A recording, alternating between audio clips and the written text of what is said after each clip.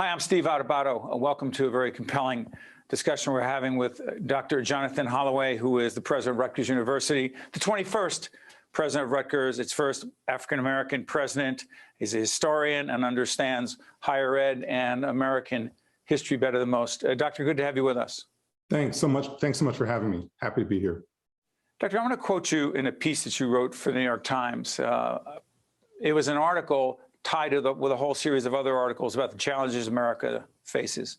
Quoting you, "There are many problems in America, but fundamental to so many of them is our unwillingness to learn from one another, to see and respect one another, to become familiar with people from different racial and ethnic backgrounds who hold different political views. Why is it so hard for us, A, and B, what happens if we don't get better at this?"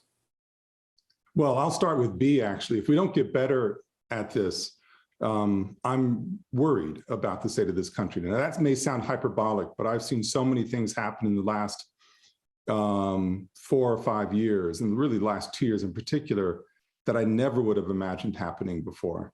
And I've always believed in service, but the idea of a calling for national service is really a direct response to the level of you can call it despair, certainly concern that I have about this country. You know, we're living in a democracy, but it's not guaranteed. So that's a concern. How we get to this place, we are hardwired as individuals, it seems to me, to want to be like our own, around our own, and share with our own, whatever our own happens to mean. And I just think we're at a moment of heightened anxiety for all kinds of reasons, whether it's racial, social, economic, where the idea of sharing feels like a threat. And I think that is to our great detriment as a society. So, this is why I think we are where we are. Doctor, what do you see on campus? Again, we're taping this in late January. It'll be seen a little bit later. So on campus, to what degree do you see students, Black, white, Hispanic, a whole range of ethnic and racial backgrounds, all kinds of diversity, one of the most diverse universities in the nation? What kind of interaction do you see in terms of people being open to each other and other points of view, other perspectives? There's a lot of heat about how cancel culture is going rampant, especially on college campuses, and making it hard to share. And that is true in many ways. When it comes to day-to-day in-person interaction, I think people we see our best selves often. I think that the problem comes in is when we hang on to our social mediated devices, our smartphones, or however we want to interact in the world through social media, which has its place, but that place has been overcome and overwhelmed, and we don't know how to process it. When I see our students in person, I'm seeing curious, interesting people ready to engage. When they get behind the screens is when I think we have real problems. Dr. Holloway, you've talked about the importance of a national public service program for young people.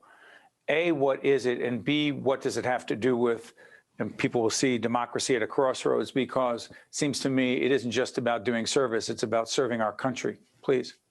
Well, you're exactly right. It is about serving our country, but there's a larger goal in calling for national service.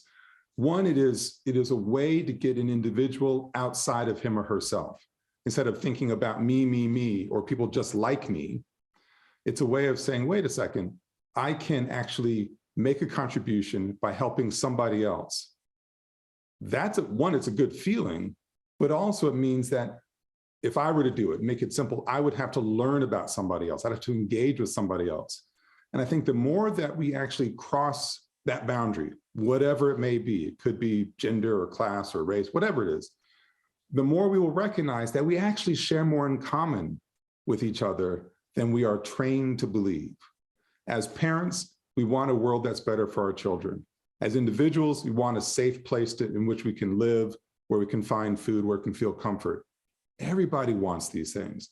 And once we recognize that if you and I were in politically different positions, let's just say, and we were in some service product that required us to work together, we would recognize that we actually share some things in common. But when it comes time to disagree, which is inevitable and it's okay, in fact, it's healthy, because we know we share something in common, the nature of our disagreement will be different. And really, it is as simple as that. By recognizing commonalities, we will be able to better prop one another up during times of distress and be able to get through those moments of difficulty when we disagree. Doctor, you came to Rutgers at a critical time. COVID raging, changing higher ed forever. You have any regrets? Depends on the day. No, in truth, I have no regrets. I will say that when I was announced in January 2020, COVID was a thing that we thought was not in the United States yet. It was, we just didn't realize it yet. 6 weeks later, everything shut down in the country. And I will confess, for a couple of days, I felt very sorry for myself, as if this were about me somehow. Then Join the club. I'm sorry? Join the club. Yeah. Then I grew up a little bit, and then I'm like, okay, look, this is not about you, Jonathan. How can you be of service to help Rutgers in my new home work itself out? So I arrived a few months later and got down to work. So it's hard. I'm not going to lie. It is hard. But on most days, I recognize there is something really good to be done. And it's become easier as Rutgers came back to in-person existence. Then It became much easier to understand why I pursued this job and why I was so grateful to have it, is because I can make a difference in a constructive way. You know, again, for people who know our programming, we do not try to time what is going on or talk about this week. You can check out NJ Spotlight News on NJPBS, WNET, and also Metro Focus, that great daily program out of WNET, WLIW, with our colleagues in public television. We try to take a longer view of it. So yes, we are doing this, I believe, on the 18th. You'll see the graphic, the 18th of January. But I want to ask you this. As a Rutgers alum at both the Eagleton Institute and then the doctoral program at the School of Communication, it strikes me that,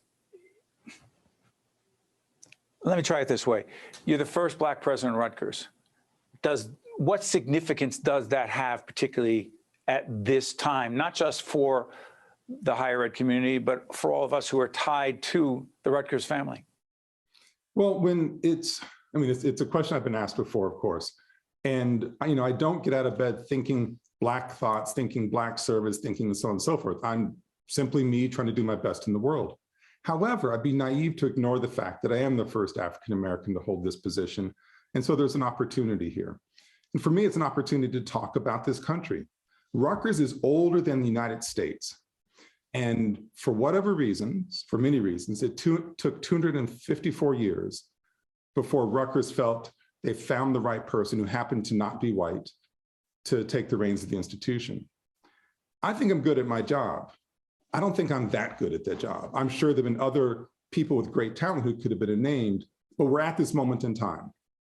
And so what are we to do? We're supposed to take this thing seriously and take it as an opportunity to bring, I think, mature conversations about race in the United States, certainly an area of my personal and professional expertise.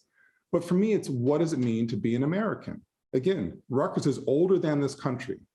If we take Rutgers seriously, think about it seriously, we can look at through lines in terms of how we understand ourselves as a country, and we can make things better. So I think Rutgers embodies the promise of the American ideal. We just have to do the work of it. Dr. Jonathan Holloway, president of Rutgers University. Dr. Holloway, I thank you so much for joining us. We appreciate it. All the best to you and the family at Rutgers. Thank you so much. I appreciate it. Take care. You got it. We'll be right back.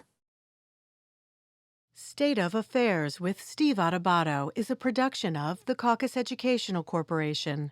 Funding has been provided by RWJ Barnabas Health, Horizon Blue Cross Blue Shield of New Jersey, New Jersey Sharing Network, the Turrell Fund, supporting Reimagine Childcare, Wells Fargo, the Healthcare Foundation of New Jersey, PSE&G, Choose New Jersey, and by NJ Best, New Jersey's 529 College Savings Plan. Promotional support provided by NJ.com and by AM 970 The Answer.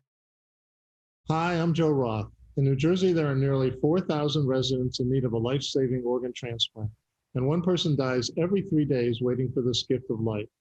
One organ and tissue donor can save 8 lives and enhance the lives of over 75 people. You have the power to make a difference and give hope.